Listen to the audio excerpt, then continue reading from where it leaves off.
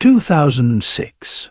It was the first year of the second half of the first decade of the second millennium, and topping the previous year was going to be tough. 2005 had brought us the birth of YouTube, the return of Doctor Who, and the first Twilight book. Of course, it also brought Hurricane Katrina, an earthquake that claimed over 85,000 people, and the divorce of Brad Pitt and Jennifer Aniston. But hey, nobody's perfect. 2006 was going to have a lot to live up to, and at least on some fronts, it would deliver. James Bond would be back with a vengeance, NASA would make some incredible discoveries on Mars, and we were all about to learn a new trick called tweeting. So, we are going to take you through the news, culture, sports, entertainment, and all that was weird in 2006. This is Timeline. Someone cue up Gnarls Barkley's Crazy, because this one is all about 2006. But before we get started, be sure to subscribe to the Weird History channel and let us know in the comments below your favorite memory from the aughts. Now, are you ready to see what happened the year Pamela Anderson married Kid Rock? We've got all the facts ready to go for you. I'll sing with her.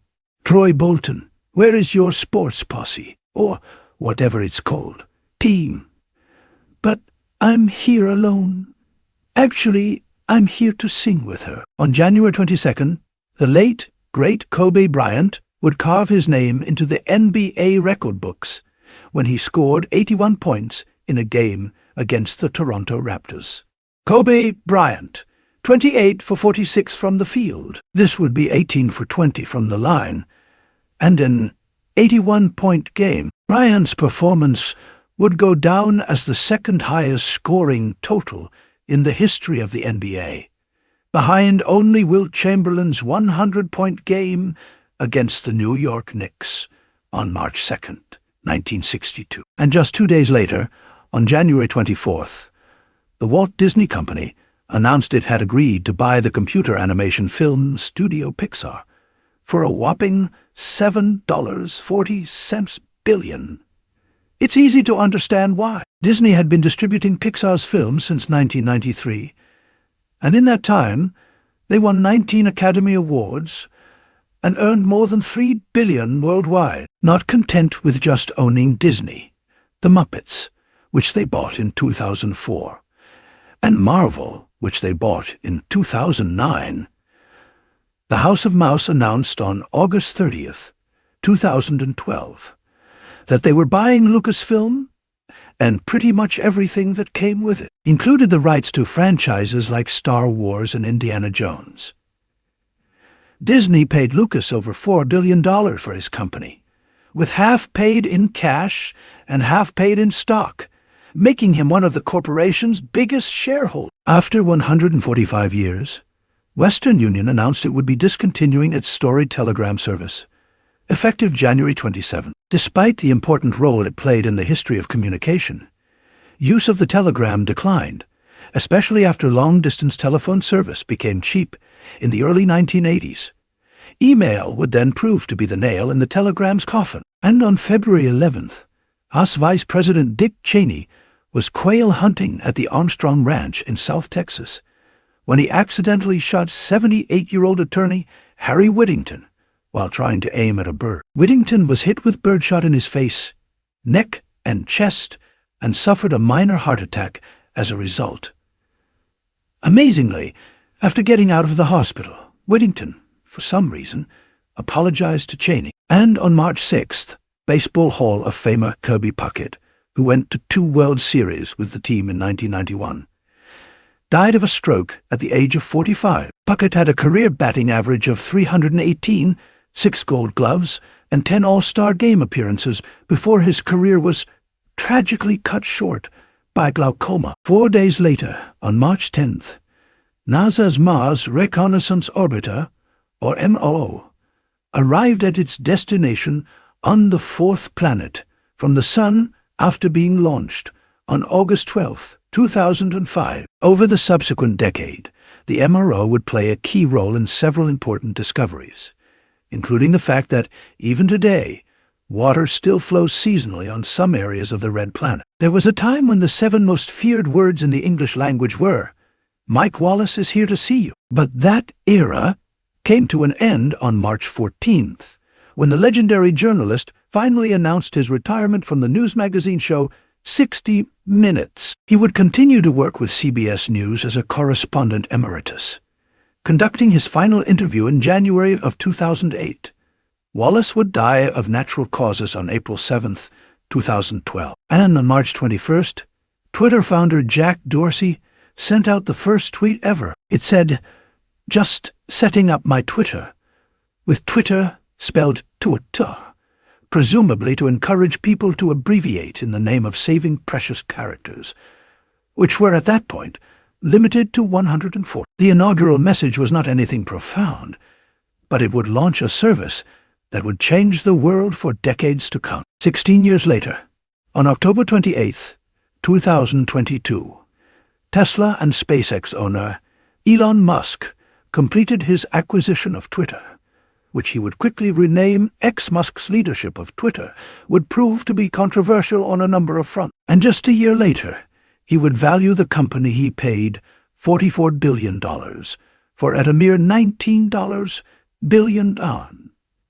And in the early evening of April 2nd, the central United States was hit by a devastating mass outbreak of tornadoes. 66 separate tornadoes would hit across 7 states, including Iowa, Missouri, Arkansas, Illinois, Tennessee, Kentucky, and Indiana. The disaster would cause over $1 billion in damage and kill 29 people, 26 of which were killed by the same supercell thunderstorm. Then, on April 11th, Iranian President Mahmoud Ahmadinejad sent a shockwave through the world when he announced that Iran had successfully enriched uranium for the first time. Ahmadinejad assured a skeptical international community that Iran would not be building nuclear weapons, but would continue to pursue other peaceful industrial uses of nuclear power. And on April 16th, actor Colin Farrell, then famous for his appearances in movies like Minority Report and Daredevil, reached a confidential settlement with his ex-girlfriend, Nicole Naran, to keep their 13-minute sex tape private. It seemed like a good idea at the time, 2 adults having fun with a video camera.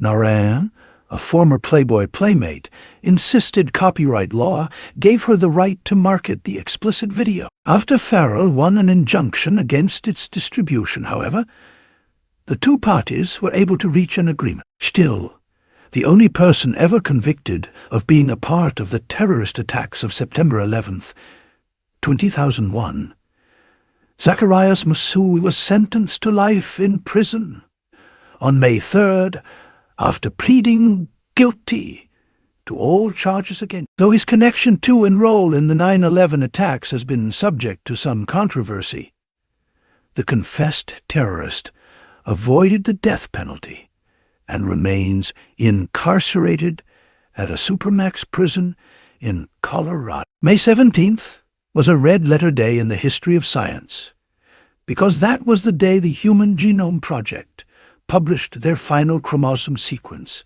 in the scientific journal Nature. Started in 1990, the project's goal was to make a blueprint of the genes and DNA sequences that create human beings.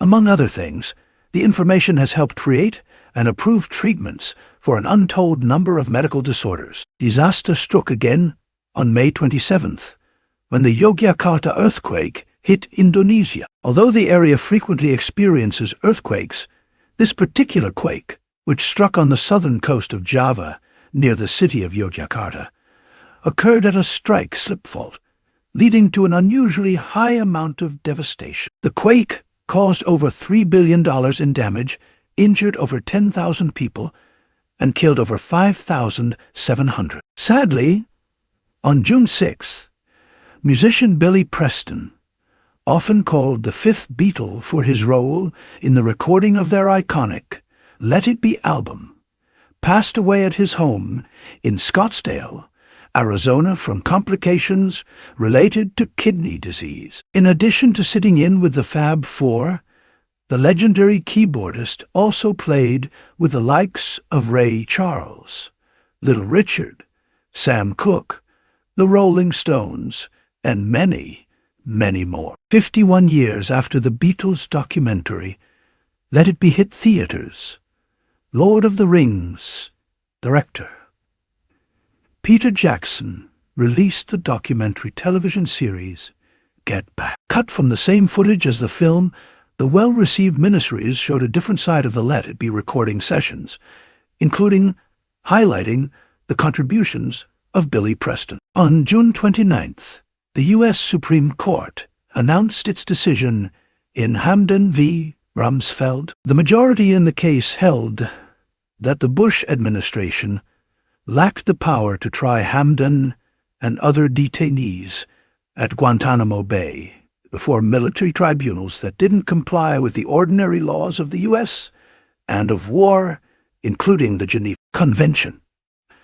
A rock and roll legend died on July 7th when Pink Floyd founder Syd Barrett passed away from pancreatic cancer at the age of 60. A pioneer of early psychedelic rock, Barrett was only with his famous group long enough to appear on their first 2 albums before being sidelined by mental health problems. Never forgotten by the band, Barrett is believed to be the subject of some of their most iconic songs, like Shine on You, Crazy Diamond. And July 30th marked the end of an era when the world's longest-running weekly music show, Top of the Pops, aired for the final time on BBC Two. Making its debut on the first day of January in 1964, Top of the Pops showed performances of the week's best-selling hits for 42 years before falling victim to the rapidly changing landscape of the music business. The final song on the show would be Shakira's Hips Don't Lie. After 23 seasons as a professional quarterback, 16 of those in the NFL, the great Warren Moon became the first African-American QB ever voted into the Pro Football Hall of Fame in Canton, Ohio. By the end of his career, Moon had 8 playoff appearances, 9 Pro Bowls, and is the only man ever voted into both the Pro Football Hall of Fame and the Canadian Football Hall of Fame. The educational children's animated series Blue's Clues ended its run on Nickelodeon.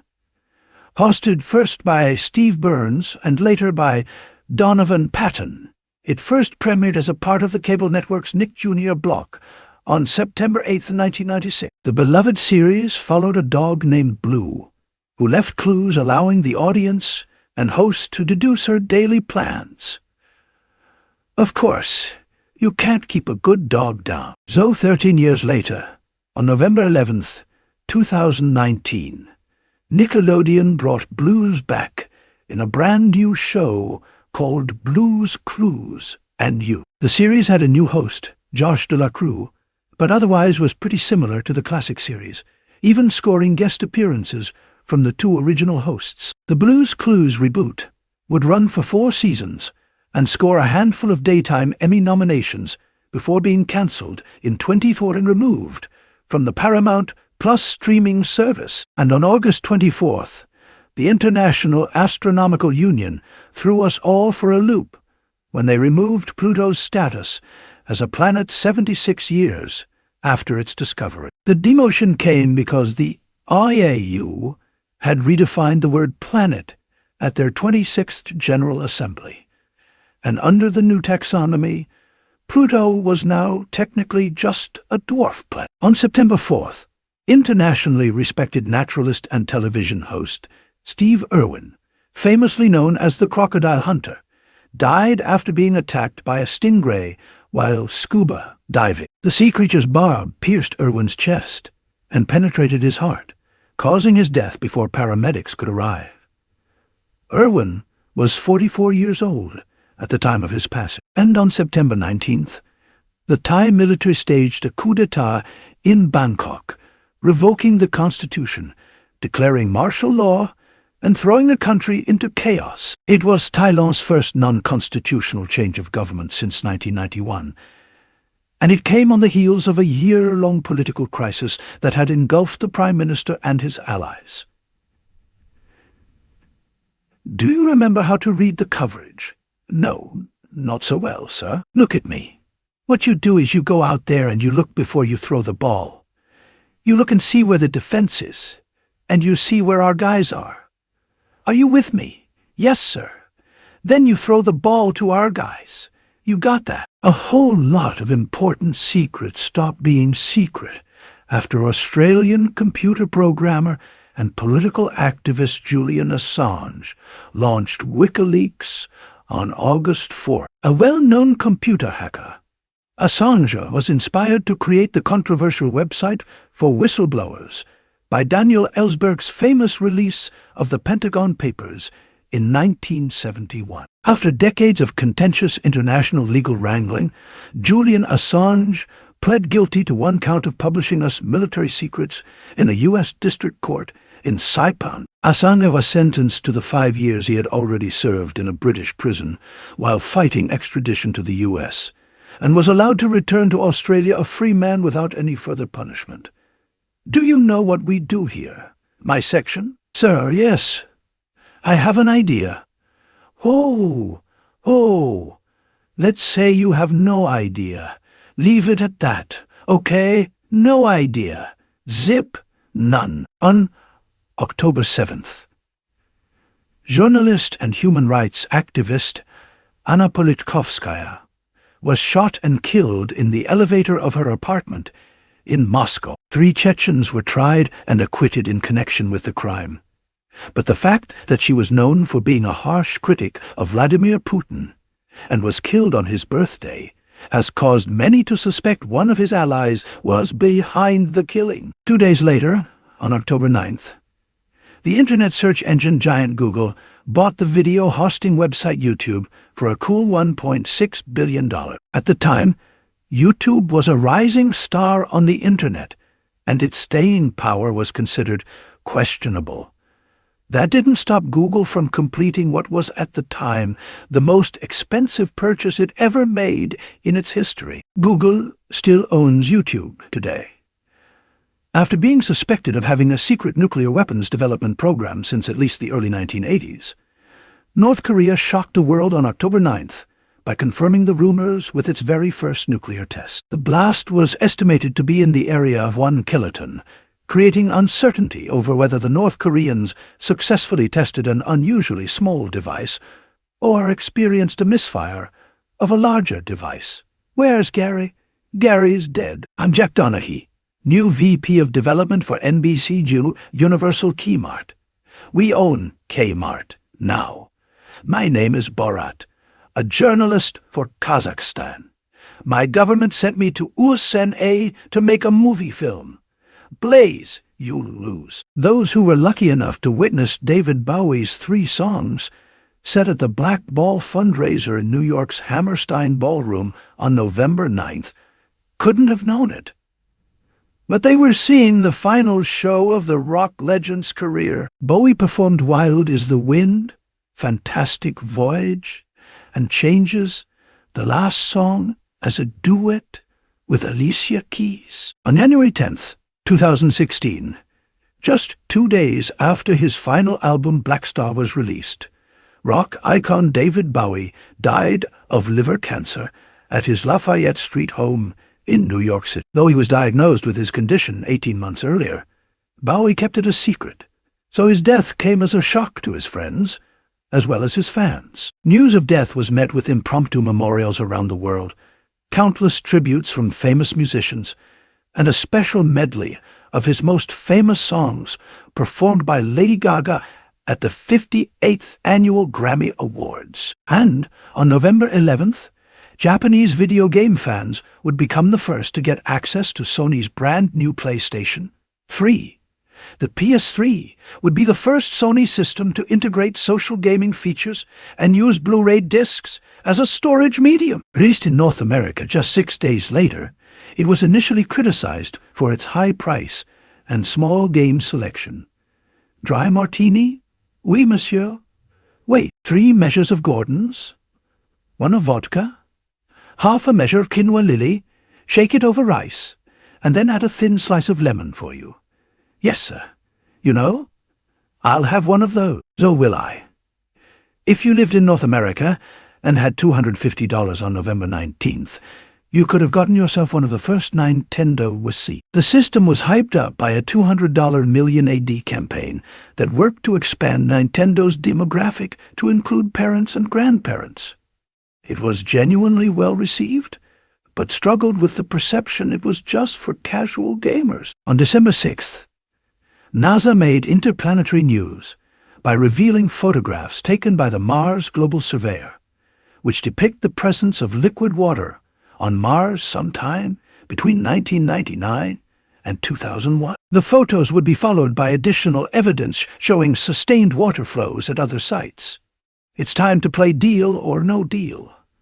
Mom, take the deal. That's right. Take the deal. Deal, deal. No deal. No deal. It's Deal or No Deal at Toys R Us. Get your game piece in this weekend's paper. Prizes up to $1 million. No deal. You win.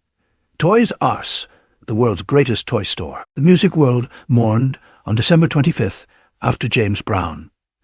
The godfather of soul died of congestive heart failure, brought on by pneumonia while at a hospital in Atlanta. The singer's condition didn't seem life-threatening when he checked himself in, and he was still planning on playing 2 shows he had later in the week, saying, "I'm the hardest working man in show business, and I'm not going to let them down." Brown was 73 years old at the time of his death. After spending years in captivity, awaiting his fate, former Iraqi dictator Saddam Hussein was executed by hanging on December 30th. A video broadcast on Iraqi state television showed the execution live, up to the point the noose was placed on Hussein's neck. Witnesses described the dictator as a broken man, resigned to his fate. And according to media reports, celebrations broke out in Iraq after the execution. And that's how 2006 ended, with the Saddam Hussein era over for good in Iraq, with liquid water-making science fans wondering if there could be life on Mars, and with everyone else trying to decide between the Wii and the PS3. Of course, they didn't know Steve Jobs was about to drop the first iPhone. But that's for next year, coming soon, 2007. So what do you think? And what was your fondest memory of 2006? Let us know in the comments below. And while you're at it, check out some of these other timeline videos.